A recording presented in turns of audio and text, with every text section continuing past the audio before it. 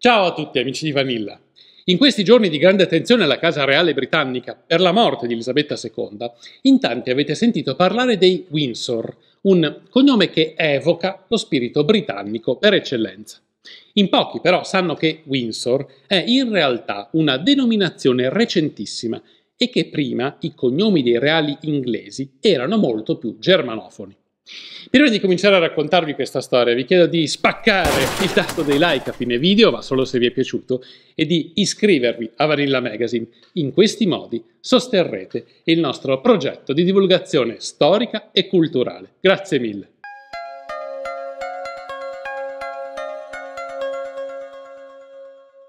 La Casa Reale britannica, che oggi è retta dalla famiglia Windsor, vanta una storia lunga più di 1000 anni. Sopravvissuta a guerre di religione e a ben 2 guerre mondiali, conflitti che videro le più grandi monarchie d'Europa cadere inesorabilmente, la storia dei Windsor è fatta di compromessi e concessioni, tutto al fine di poter rimanere in vita. Non a caso i Windsor divennero famosi come veri e propri maestri di sopravvivenza. È la famiglia reale più fotografata al mondo, che ancora oggi incarna l'essenza stessa della Gran Bretagna e dell'essere britannici.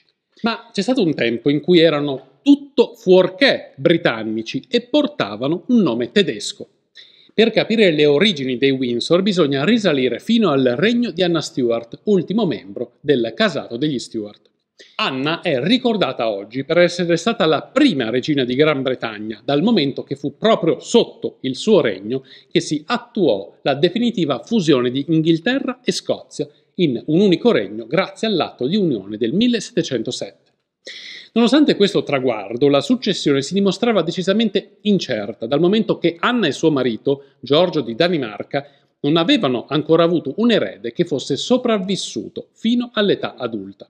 La mancanza di un erede diretto poneva un problema notevolmente importante.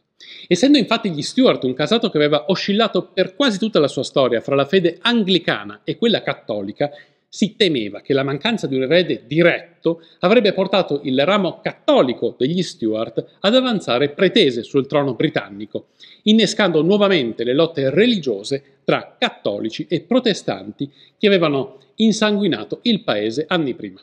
Per scongiurare questa eventualità, il Parlamento britannico varò nel 1701 l'Act of Settlement, con il quale si affermava che sul trono britannico avrebbe potuto salire solo un principe di fede protestante.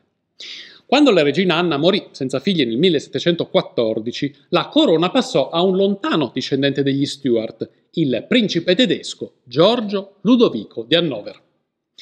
Giorgio di Hannover, che sarebbe asceso al trono britannico con il nome di Giorgio I, era di fede protestante, ma non amava particolarmente l'Inghilterra, tanto che non solo vi trascorreva meno tempo possibile, preferendo di gran lunga regnare in Bassa Sassonia, ma, secondo molti suoi detrattori, egli non sapeva neanche parlare inglese.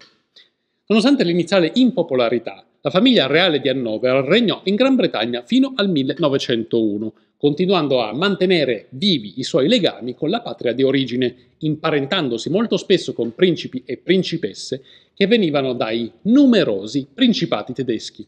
L'ultimo sovrano del casato degli Hannover fu la regina Vittoria.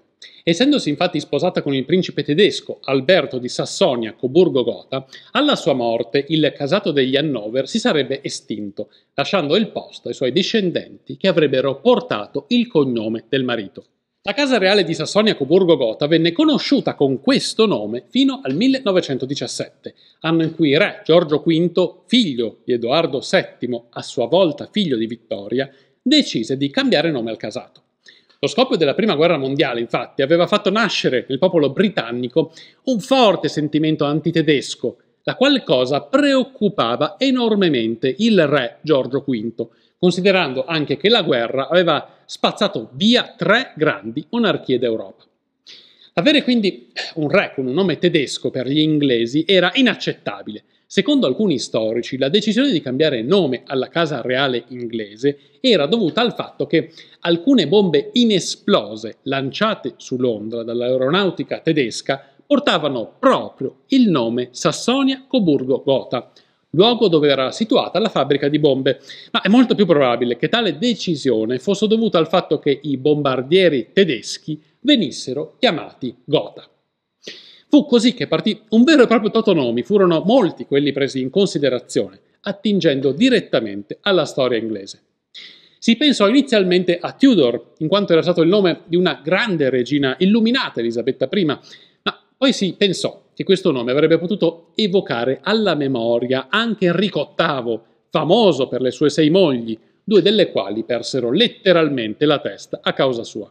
Si prese in considerazione Stuart, in ricordo delle origini inglesi della famiglia, venne scartato, perché era anche il nome di Carlo I Stuart, primo e unico re decapitato della storia britannica. Si pensò anche a Fitzroy, ma anche questo venne escluso perché era tradizionalmente il nome dato ai figli illegittimi del sovrano. Alla fine la scelta ricadde sul nome di un castello che era stato una delle prime residenze dei sovrani inglesi, fatto addirittura costruire da Guglielmo il Conquistatore, il castello di Windsor.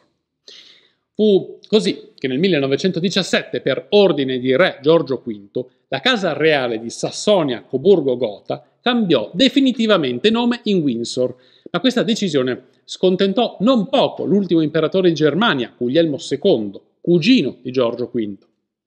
Guglielmo vide la decisione del parente come un vero e proprio tradimento, tanto che egli, un giorno, affermò di voler assistere a una delle più famose opere di Shakespeare, le Allegre comari di Sassonia-Coburgo-Gotha. La casa reale di Windsor ha cambiato proprio in questi giorni nuovamente il suo nome. Con la morte della regina Elisabetta II, i suoi discendenti porteranno il nome di Mountbatten-Windsor, unendo anche il cognome del marito, il principe Filippo, che è anch'esso una traslazione inglese del cognome tedesco Battenberg. Questo non vale per tutti però.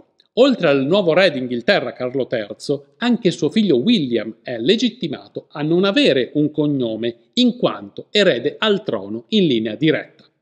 Henry, suo fratello, invece è già accreditato del cognome Mountbatten-Windsor. Io per oggi mi fermo qui, ma gli aneddoti sulla casa reale britannica sono praticamente infiniti. Scriveteli voi, quelli che vi piacciono di più, nei commenti qui sotto. Noi ci vediamo al prossimo video.